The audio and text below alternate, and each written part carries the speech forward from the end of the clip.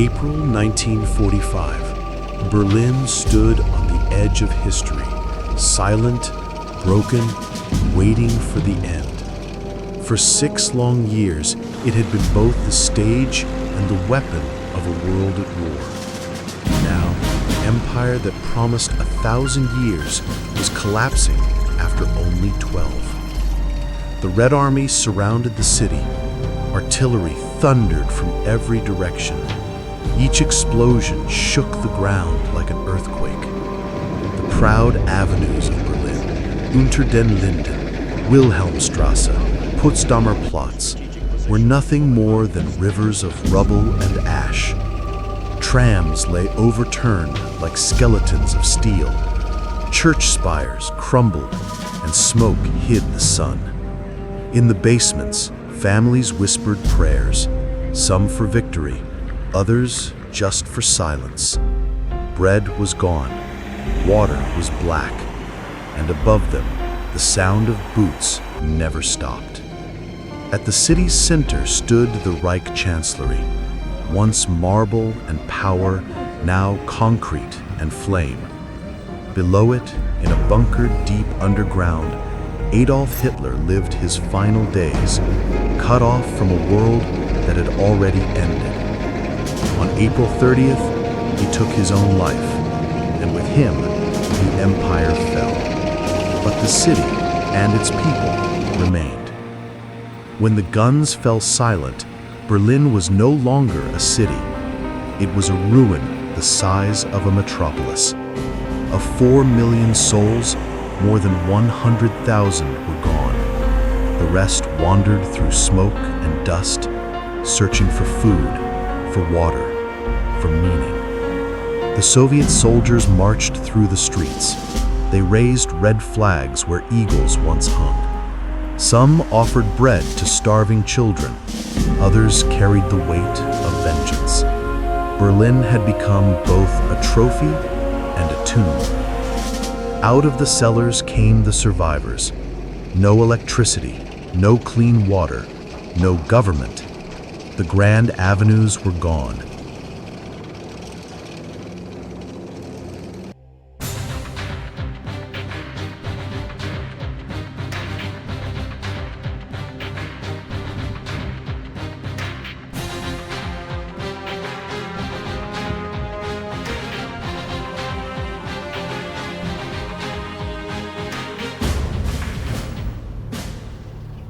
Even the river, once bright and full of life, was filled with wreckage and the memories of those lost. And yet, in that silence, life began again. A woman gathered bricks to sell for food. A boy tuned a broken radio and found a voice he couldn't understand. Somewhere, someone played a violin, out of tune, but still alive. By summer, the Allied powers divided the city. The Americans, the British, the French, and the Soviets each took a zone. Berlin, once the heart of a single empire, became the front line of a divided world. Amid the ruins, the Trümmerfrauen, the rubble women, lifted stone after stone, rebuilding by hand. Their clothes were torn, their faces lined with exhaustion, but their determination became the foundation of a new Berlin. The war had ended, but the struggle had not. Slowly, lights returned. Shops reopened. Where banners of tyranny once hung, flowers began to bloom. At night, the city hummed with quiet survival, the faint echo of laughter, the cry of a child, the hum of a generator deep underground.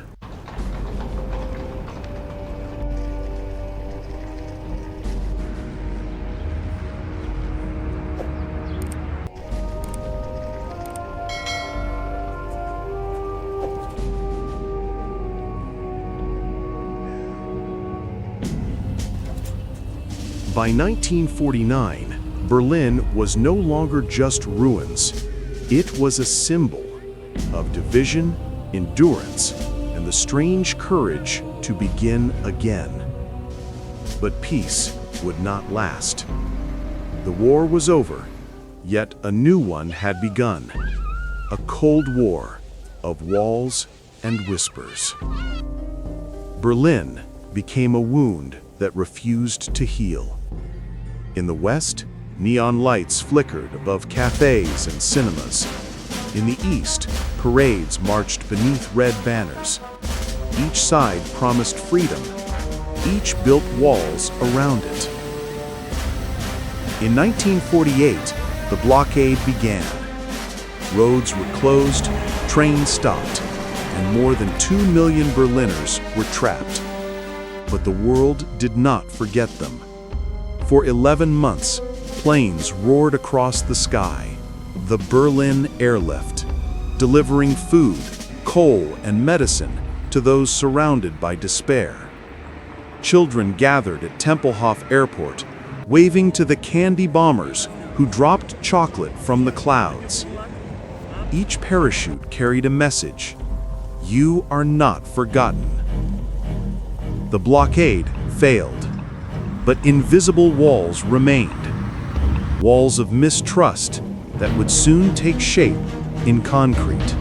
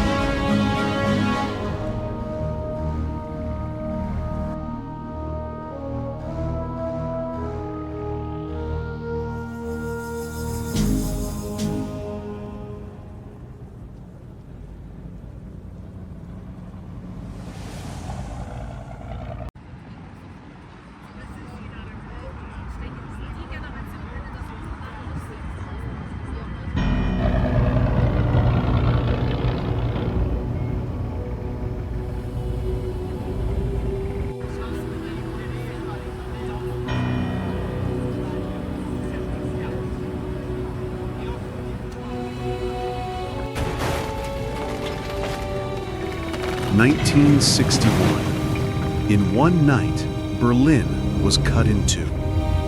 Barbed wire sliced through streets, courtyards, even families. Concrete replaced wire, watchtowers replaced trust. The Berlin Wall had risen, not to defend against enemies, but to imprison its own people. Trains stopped mid-journey. Families were torn apart in minutes. In the West, disbelief. In the East, fear. Checkpoint Charlie became a theater of tension. American and Soviet tanks face to face, the world holding its breath. For 28 years, the wall divided a city and defined an era. Over 130 people died trying to cross. Some succeeded in tunnels, cars, or hot air balloons.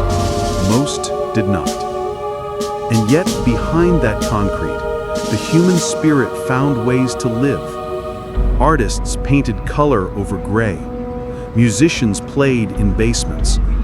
Families whispered about freedom as if it were a legend. Decades passed. Wars ended and began again. Technology changed. But in Berlin, time stood still. A city trapped between two worlds.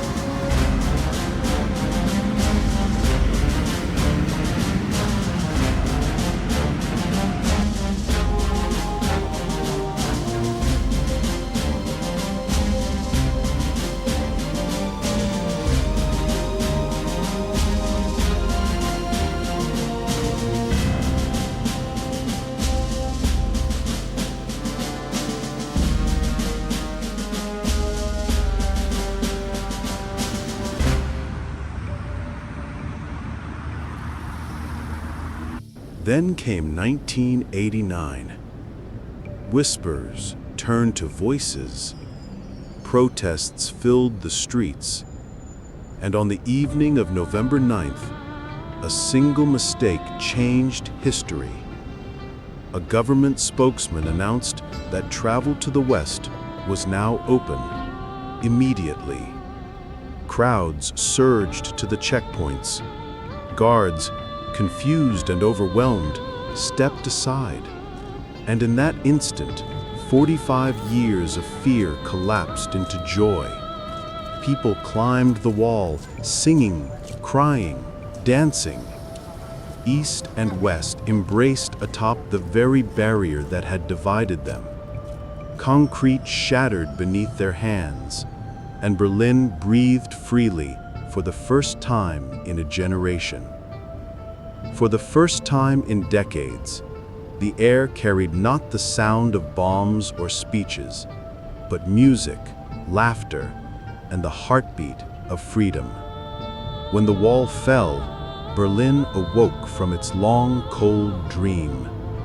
East met West on the broken concrete. Families reunited, strangers embraced, and the world watched as Berlin became, once again, a symbol, not of destruction, but of rebirth. Freedom returned, but unity was not simple. The wall was gone, but its shadow remained. In memory, in poverty, in fear. Two halves of one soul had to remember they were one. The 1990s brought chaos and creation. Cranes rose where guard towers had stood. Dust clouds filled the air, not from war, but from construction. A new generation built the city not as a monument to the past, but as a promise to the future.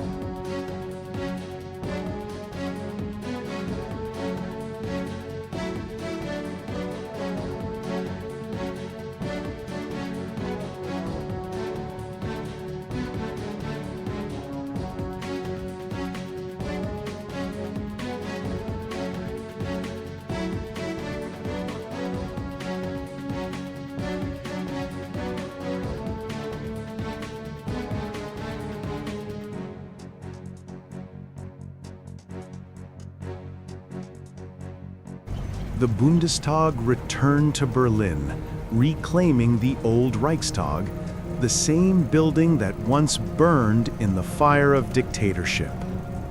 Now wrapped in glass, it stood as a symbol of transparency and democracy. Sunlight poured through its dome, reflecting the faces of free citizens below.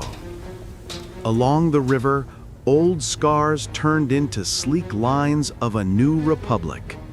Cafes replaced bunkers, laughter replaced sirens, and trains returned, not as weapons, but as connections.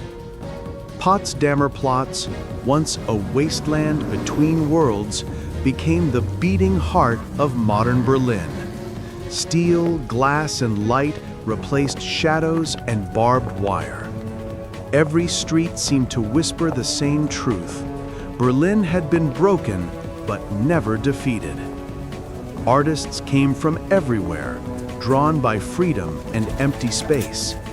They painted, filmed, composed, turning Berlin into a living canvas.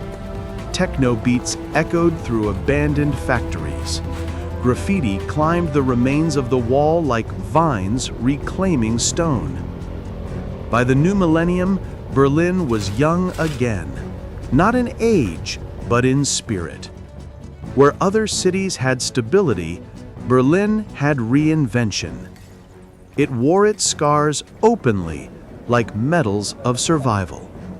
Memorials began to rise, silent stones for the murdered, spaces for reflection. They whispered, "Remember what we were, so we never become it again." But Berlin never drowned in sorrow.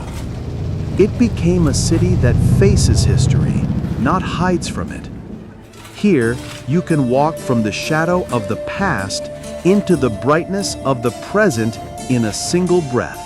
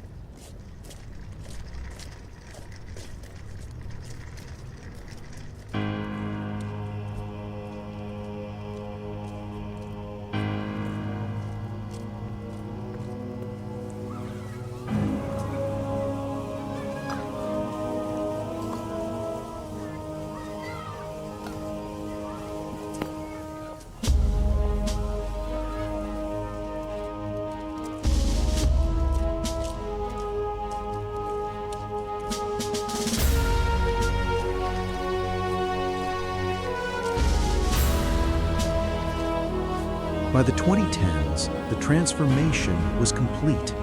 Modern towers stood beside restored cathedrals. Old trams glided past glass facades. In the parks where soldiers once marched, children now played, their laughter echoing through the same streets that once shook under fire. Time had done what war could not. It healed. Yet every stone still remembers. Every street carries a whisper of 1945. And perhaps that is why Berlin feels so alive, because it remembers. Now in 2025, the city stands at peace with its ghosts. Where tanks once rolled, bicycles glide. Where borders once cut, bridges connect. The river that carried ash now reflects color and light. Visitors walk the same streets, unaware that beneath their feet lie layers of history, pain turned into beauty, destruction into renewal. The skyline glows, the Reichstag's glass dome, the towers at Potsdamer Platz, the restored cathedrals and reborn palaces. It's easy to forget what this place once endured, but Berlin never forgets. Listen closely. You can still hear it, the hum of the past beneath the noise of the present, a whisper near the Brandenburg Gate, a shadow on the river's reflection, a silence in a crowded square. This is the sound of memory, not haunting, but guiding.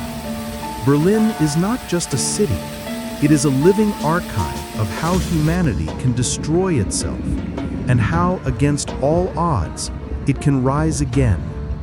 The gray has become color, the silence has become song. The walls that divided have become canvases for unity, and the city that once fell inward now opens itself to the world, shining, flawed, alive. 80 years after the fires, Berlin stands not as a monument to tragedy, but as proof of resilience, a reminder that even in the darkest ruins, the seeds of tomorrow can grow.